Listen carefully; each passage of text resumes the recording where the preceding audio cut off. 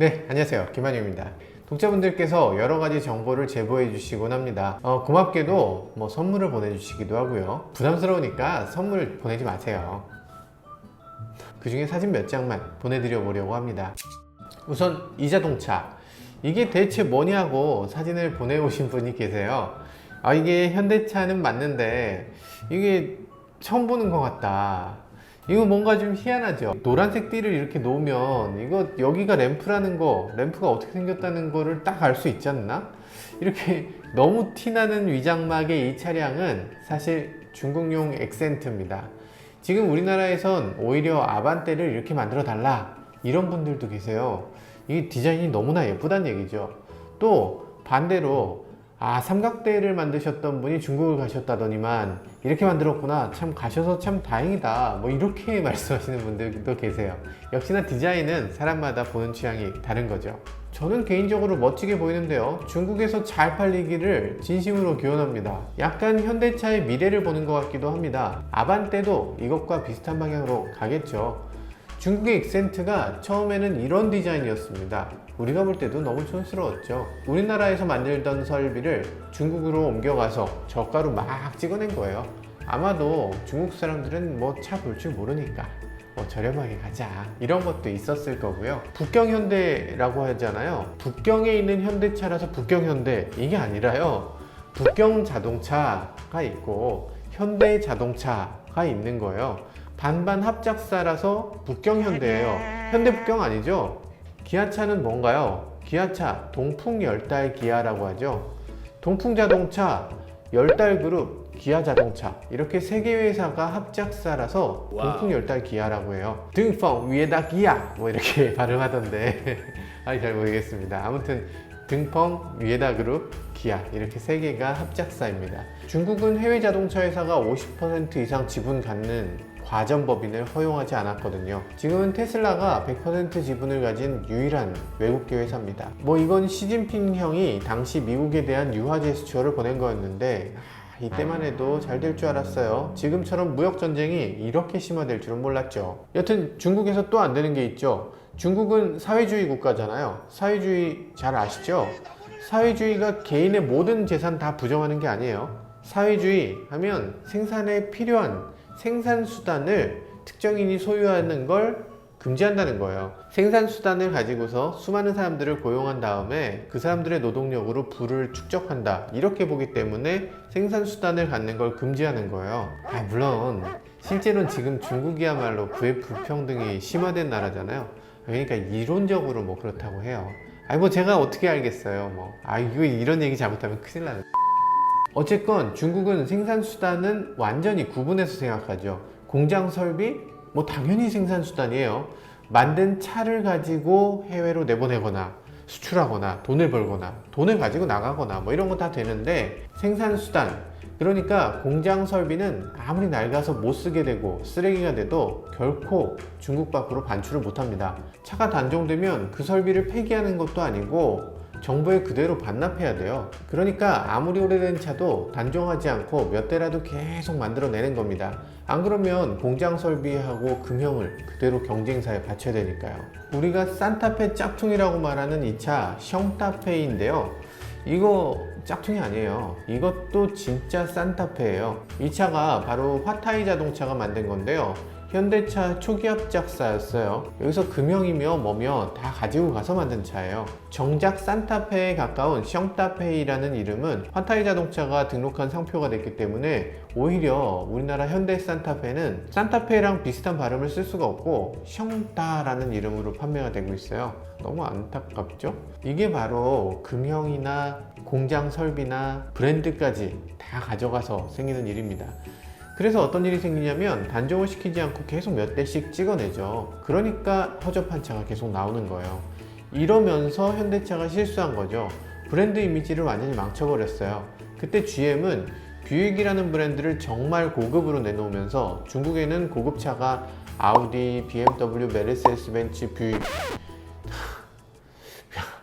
뷰익이 거기 왜 들어가 있어. 여튼 당시 현대차가 중국에서 최선을 다하고 프리미엄 브랜드로 자리 잡았다면 지금 중국 토종 브랜드들한테 이렇게 판매량을 뺏기진 않았을 텐데 지금은 꽤 어려운 상황이긴 합니다. 그래서 현대차도 지금 엄청 프리미엄 이미지를 갖추려고 노력하고 있죠. 이랬던 엑센트가 이렇게 바뀌게 되는 거죠. 중국 시장 성장세는 좀 꺾였어요. 그렇지만 중국인들 눈높이가 엄청 높아지면서 현대차도 최선을 다해서 이런 차를 내놓고 있는 겁니다. 중국의 엑센트 정말 잘 팔리길 기대합니다. 또 다른 분이 보내신 거 한번 볼까요? 이분이 보내주신 파일도 감사하게 봤는데요. 이분이 뭐라고 보내셨냐면요, 제네시스 GV80이라고 하면서 보내주셨어요. 이거 GV80하고 좀 비슷하다고 느끼셨던 것 같은데 프리미엄 브랜드는 맞습니다. 적어도 GV80은 아닌 거죠. 이 차는 중국 지리자동차의 SUV거든요. 여기 엠블럼을 보면요, 지리자동차 엠블럼이 그대로 찍혀 있습니다. 아직 출시되지 않은 중형 SUV로 보여요. 지리자동차가 올해 MPV 지아지 같은 차를 내놓기도 했고요. 아이, 왜 웃어요? 웃어버리면 좀 이상하게. 아무튼 그 기일달한 MPV 지아지 같은 차도 나와서 아주 큰 인기를 끌기도 하고, 발음이 좀 이상하긴 한데 지리자동차도 사실 지리가 아니고 진리죠. 진리. 영어로 보나 뭐 중국어로 보나 지리가 아니고 진리죠. 진리가 진리네. 아무튼 진리자동차는 여러 가지로 중국 시장에 딱 맞는 차를 쏟아내고 있거든요. 근데 이상하게 이 중국 자동차가 왜 한국에서 위장막을 쓰고 다닐까요? 뭐 한국에 출시한다고요? 에이, 한국에 에이, 그럴 리가.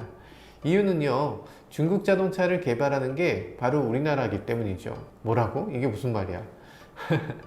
요즘 중국 자동차가 미친 듯이 성장했죠. 엄청나게 발전했습니다. 어째서 어떻게 저렇게 갑자기 발전할 수 있었을까요? 중국이 막대한 자본력을 앞세워서 우리나라의 수많은 중소규모 자동차 하청 회사들을 장악하고 있기 때문입니다. 국내에 있는 수많은 회사들이 중국에 부품 제공을 하는 건 물론이고 설계, 디자인, 심지어는 상품을 테스트하는 것까지도 모두 운영해 줍니다. 전에도 말씀드렸지만 우리나라 엔지니어들은 전 세계에서 가장 저렴하면서도 가장 뛰어나고 성실한 인재들이니까요. 평균 연봉을 따져보면요, 우리나라 자동차 연구원들 대부분이 생산 라인에 있는 분들보다 절반 조금 넘는 정도의 돈을 받으니까 뭐 말 다 했죠. 현대차 연구원들이 그럽니다. 야, 내가 날밤 새고 여기서 일을 해야 되나? 그냥 이럴 거면 그냥 중소업체 가서 설계해주고 그리고 중국에서 오는 일 받고 그냥 일하련다, 이렇게 말하는 사람이 수천 명이에요. 우리나라는 전 세계에서 엔지니어들의 가치를 가장 인정하지 않는 나라죠. 그런데도 이 사람들 그냥 묵묵히 있겠습니까? 결국에는 거대한 나비 효과가 돼서 다 부메랑으로 돌아오게 되어 있습니다. 중국 엑센트 그리고 중국 자동차들을 보면요, 우리가 처한 현실이 보입니다. 우리나라 자동차 회사도 중국에서 성공하기 위해서 전력 투구를 하고 있고요, 중국 자동차 회사도 결코 만만치 않은 제품력으로 이걸 방어해내고 있습니다. 중국은 지난 28년 동안 자동차 시장이 엄청난 수준으로 계속 성장만 했습니다. 지난 28년 중에 단 한 해 하락했는데 그게 작년이에요. 세계 모든 브랜드들이 중국에 들어가서 생산 규모를 어마어마하게 늘렸는데 시장이 갑자기 줄어들게 되니까 결국엔 서로 머리가 터져라 싸우게 되는 거죠. 그런데 현대기아차는 그 싸움에서 자꾸만 지고 또 지는 겁니다. 현대기아차의 상황은 너무나 나쁩니다. 현대기아차는 중국 생산량을 계속 늘려왔어요. 작년 기준으로 보면 연간 무려 270만 대를 생산할 수 있도록 중국 공장을 엄청나게 빠르게 늘렸습니다. 그런데 정작 그렇게 팔 수 있는 상품 개발을 제대로 하지 않았어요. 결국 지금 판매량을 보면 생산할 수 있는 양의 절반도 안 됩니다. 국가 간의 감정 문제가 심해서 일본 차는 안 된다고 했었잖아요. 그런데 닛산, 혼다에까지 추월당하면서 이제 현대차는 중국 자동차 브랜드들 목록에서 기타라고 분류될 정도로 굉장히 판매량이 낮아졌습니다. 그래서 현대차도 1공장을 문 닫게 됐고요, 기아차는 1공장을 경쟁업체에 임대해 주기로 했습니다. 불과 5년 전에 4등이던 회사가 11위까지 밀려난다는 게 상식적으로 이해되지 않죠. 이유가 뭘까? 사드 때문일까? 혐한 때문일까? 상품이 부족한가? 모두 아닙니다. 아까 말씀드린 나비 효과를 떠올려야 합니다. 모두 사람이 하는 일이잖아요. 우리나라 기업들은 엔지니어의 가치를 너무나 하찮게 봅니다. 엔지니어들의 가치를 소중하게 여기는 풍토가 마련돼야만 인력 유출부터 막아내고 상품 가치도 세계에서 독보적으로 만들 수 있을 거라고 생각됩니다. 지금까지 모카 김한용이었습니다. 감사합니다.